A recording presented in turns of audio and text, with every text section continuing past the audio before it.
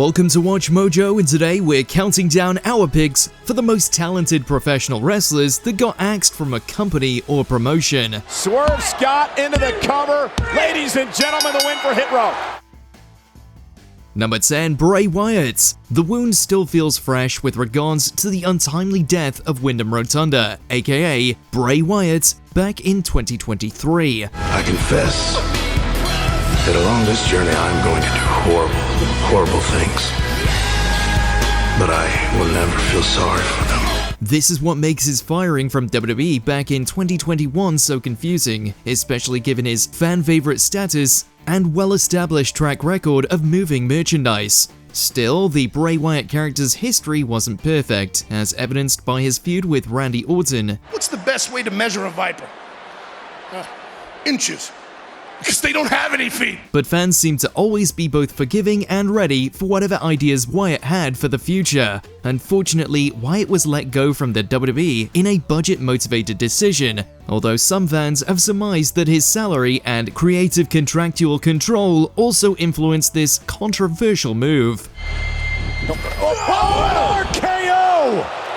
Number 9, Mr. Perfect Curt Hennig. The Plane Ride from Hell is an infamous tale that's gone down into the annals of pro wrestling lore and history. It was during this return flight from the United Kingdom where Mr. Perfect Curt Hennig engaged in a mid-air altercation with Brock Lesnar. Next thing I know, Brock is chasing Kurt like a full sprint. After an argument about which performers retained the best amateur wrestling background, things got physical between the two. And then they hit the emergency door. This was a big boom. Everyone jumped up. It was a plane ride that felt like total chaos from the takeoff all the way to the final descent. Hennig paid the price afterward, receiving his walking papers for his role in the incident. I was troubled by Kurt's firing. I just thought he had a bad night with the boys. Number 8, Paul London. It's a misconception that the infamous smiling incident involving Paul London contributed to his firing from the WWE in 2008.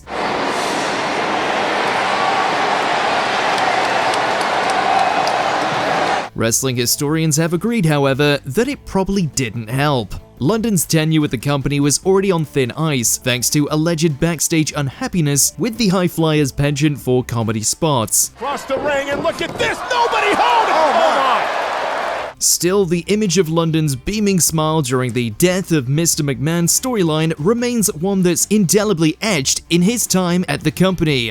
It overshadows that London's tag team with Brian Kendrick made history as the longest reigning WWE Tag Team Champions prior to the New Day taking that honor in 2016. That's not to be confused with the World Tag Team Championship record, which was held by Demolition. Your winners and still Tag Team Champions, Paul London and Brian Kendrick. Number 7, Matt Hardy. One of the most interesting aspects of pro wrestling hirings and firings is how many of these competitors take time to work on their craft, reinventing themselves and their careers. The firing of Matt Hardy from the WWE back in 2005 arrived hot on the heels of a real-life love triangle between Hardy, Lita, and Edge. Renault! And the scissors kick almost beheading Matt Hardy. The lines were blurred in the ring with Hardy and Lita's very messy breakup, and fans seemed smarter than ever as to what was going on behind the scenes. The company would eventually rehire Hardy to ignite a personal feud with Edge, although it would be the rated R superstar that would eventually come out on top.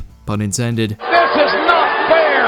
It's not fair, but it is. Number 6, Samoa Joe. Wrestling fans don't need to worry about Samoa Joe. This former WWE tough guy is doing just fine for himself, co-starring in the Peacock streaming series Twisted Metal, while also enjoying a continued pro wrestling career in AEW. The winner of this match is All Elite Wrestling World Champion, Samoa! Joe has also worked within the latter's Ring of Honor branding. Previously, he was let go by the WWE not once, but twice between 2021 and 2022. A troubled history of injuries was a factor in this decision, along with budgetary concerns that came up in the aftermath of the 2020 COVID-19 pandemic. Additionally, Joe's association with Triple H's previous control over the NXT brand reportedly didn't align with the 2.0 branding that the company implemented back in September of 2021.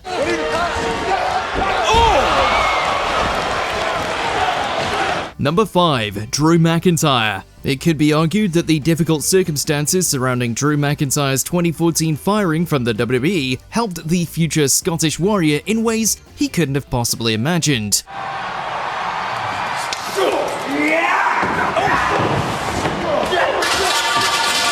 McIntyre's status as a comedy wrestler within the 3MB faction feels totally foreign to the competitor's rough and dominant in-ring style of today. Guess what else? We weren't asked to perform! The aftermath of his firing allowed for McIntyre to increase his physicality in the ring, while a return to the independent circuit allowed him to polish his skills. His return to the WWE feels like night and day, with his stock being significantly increased as a main event player. Claymore! Claymore! Oh, we got him! Drew McIntyre has taken back! Number 4. Swerve Strickland. The great budget cuts of 2021 left a lot of talent out in the cold after their time in WWE. The entire Hit Row stable was excised from the company's ledger sheets during this era, including Swerve Strickland. We got a new North American champion! This may have been one of the most misguided firings in recent history, as Swerve's potential was clear as day. Thankfully, he eventually found his way to AEW, all while being your worst nightmare. Spooky season has arrived, y'all. Where he became a historic main event star as the company's first ever African-American world champion. Whose house? His arm compromised, the house call! Number 3. CM Punk. CM Punk's return to professional wrestling under the AEW banner may have been a history-making event, but it could be argued that his current run back in the WWE has been somewhat smoother sailing. Oh man, Punk is limp. The high angle, he's limp. That's because Punk's tenure with Tony Khan's company was marred by personal backstage altercations, online bickering, and an unceremonious firing back in September of 2023. I'm hurt and I'm old and I'm fucking tired. And I work with fucking children. Punk's issues with Jack Perry at AEW's All In event in London led to the company firing him with cause. And the whole affair seemed acrimonious from Jump Street. It was a sad and tumultuous end to an AEW run that could have gone a lot better for both parties. I'm home. Number 2. Shawn Michaels. Obviously, the Shawn Michaels that was fired from the WWE, then WWF, back in 1987, wasn't the same Shawn Michaels that would enter the pro wrestling history books. Shoulders up, Ronnie's ready. Look at this! Is this it? Yes! This was still the era of Michaels' tag team partnership with Marty Jannetty as the Rockers, with both men being fired after being caught in a real-life bar fight. Michaels would eventually make amends and was rehired by the company a year later. Double team move they've got. Whoa, my! Can they get a 4? The rest, as they say, is history, with Shawn Michaels becoming Mr. WrestleMania and one of the greatest professional wrestlers to ever lace up a pair of boots. Looking for the second half of you tonight. Look at that! And Michaels, oh, yes! Michaels hit! Before we continue, be sure to subscribe to our channel and ring the bell to get notified about our latest videos. You have the option to be notified for occasional videos or all of them. If you're on your phone, make sure to go into your settings and switch on notifications.